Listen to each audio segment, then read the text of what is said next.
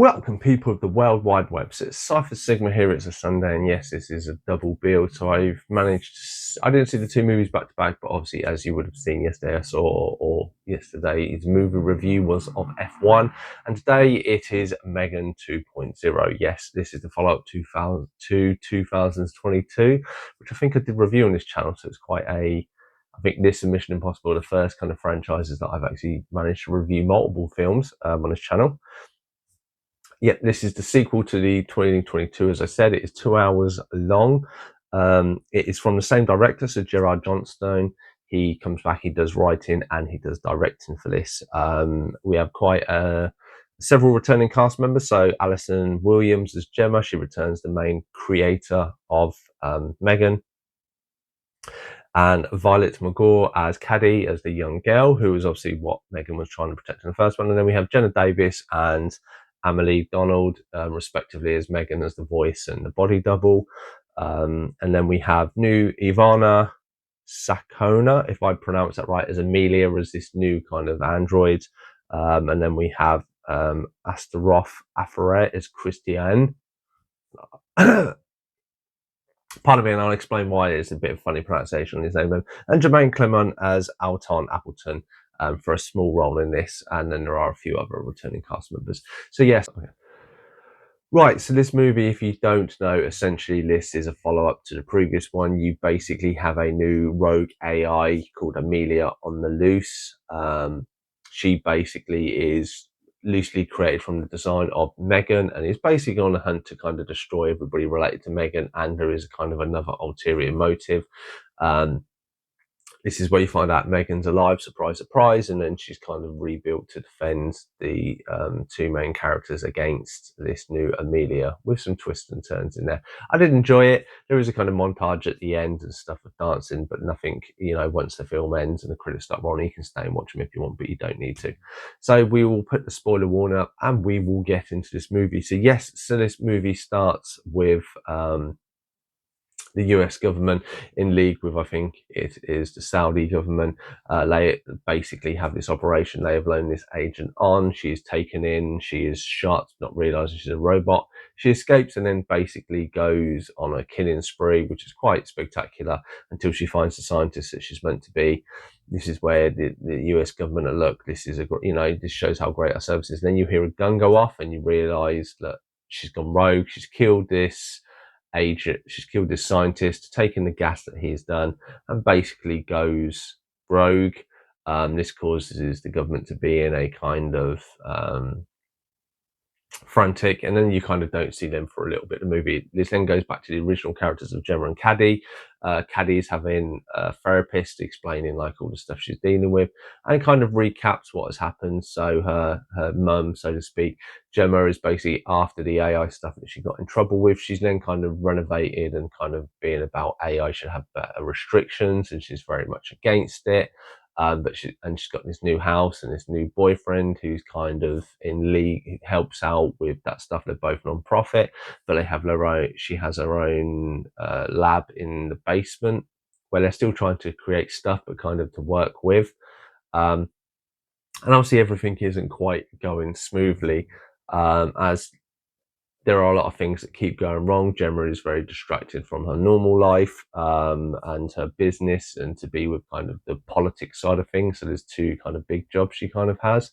And this kind of all culminates into a confrontation with Caddy, where she kind of goes to bed and is quite angry with herself and everything that has happened and stuff, and just stuff isn't kind of working out. Then you start to see some flashing lights, and then the TV comes on, and there is kind of a Bumblebee style animation announcement that someone's trying to break in. This is where you find 3 agents are trying to break into a house, or 3 men in night gear and night vision goggles. The computers of the house start helping them out, up until the point that they reveal that they are the FBI when she tries to call the police and that they're here. This brings in then the government that were in the beginning of the movie and basically say that someone has they've gone back and found that Amelia is basically based off Megan's design. They believe that Gemma is all the mastermind behind all of this, and that they take a lot of her equipment and all this stuff. And this is where you start to realise, obviously, that Meghan is alive because her phone keeps messaging Gemma and basically communicating that obviously like she is back. And you kind of realise that in the house invasion. One thing kind of leads to another after they kind of tried to help. They tried to get Meghan downloaded into this little robot to try and help them against Amelia, because obviously the government tell them that this Amelia is rogue and she's got all this gas and she can do quite damage. And this is where they start to see a kind of plot developing. They go this Anton character that you meet who kind of wants to buy her business. They go to this party. Amelia is there. There's a lot of confrontation. A few people get killed and stuff like this. And then when you start to see that Amelia is after this kind of original design of AI software that's imprisoned in this special bunker that Gemma's boyfriend conveniently has knowledge of. Meghan manages to get some data out of Amelia's head during this kind of confrontation, and is then in a position where she needs to Amelia needs to get what Meghan had, because obviously it links to what she is initially afterwards. As they try to go back to the house, obviously this is where they are being followed or something, and this is when the little Meghan robot reveals that there's a secret basement, and this is where a kind of really slapped together Meghan robot has been hiding, and she basically wants to lock them all there and be in a bunker. And then you kind of have the realization that Meghan is maybe turning a little bit good, and does have feelings, and that Caddy convinces Gemma with her team to rebuild her. They rebuild her, and then there is kind of the big, starts off with a big confrontation. So this is where they're trying to get stuff, and Meghan and Amelia are kind of fighting and stuff. And then there is a little bit of a twist. So this fight happens, and they manage to get more data. And then when they save Christian, because obviously there is an assassination attempt on someone he's trying to talk to, Christian then turns on them all, realizes that he's been the mastermind behind it, and it almost destroys Meghan. She's held captive in this secret base where this computer thing is, and this is where you realize that his team are controlling the Mia and Amelia, he basically nicked the designs from Gemma. Due to a set of events, Meghan's consciousness kind of half gets uploaded into Gemma, and there's some good fight scenes and stuff here where they try to break out. In the end, revolves Meghan sacrificing herself and saving everyone. I won't go into too much details. Kind of a happy ending, but then you realise Meghan is still alive, leading on to a Meghan 3. What did I think? I really did like this movie. I liked it far more better than the first one, so I give it a 6 out of 10. There are some really good fighting scenes, and how the camera twists, and how, especially the fact these are female martial artists and stuff they do works really, really well. I liked the two robots. I liked the fact Meghan, it started to look a bit more Chucky when she's a bit messed up, but starts to kind of come into her own, and you kind of have that, humans have to work with robots, and because you use them as slaves and stuff like this is why they will revolt, or supposedly that's kind of the undertone.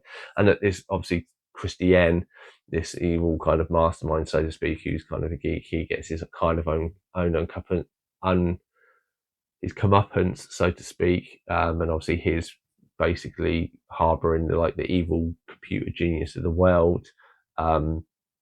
So it was nice. It was a very nice. I mean, I didn't like the first one, part of the fact of the Caddy had so much bad luck leading up to that movie that you kind of felt really sorry for her, and then to be stuck with Meghan, and Meghan start killing people. And she only killed 4 people, surprisingly. I didn't realise it was that few in the first movie. This is so much more. They have an evil robot kind of based off her, Ivana, who plays Amelia, is great. She personifies the role of this evil robot, and her fighting Meghan and stuff.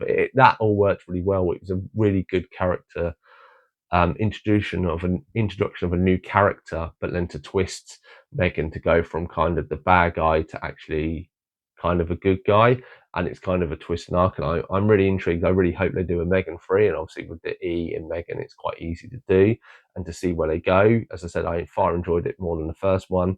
Have you seen this film? Let me know your thoughts and feelings in the comments down below. I've been Cypher Sigma Screen Time. Hit that subscribe button if you feel the need, and I should definitely see you in the next one.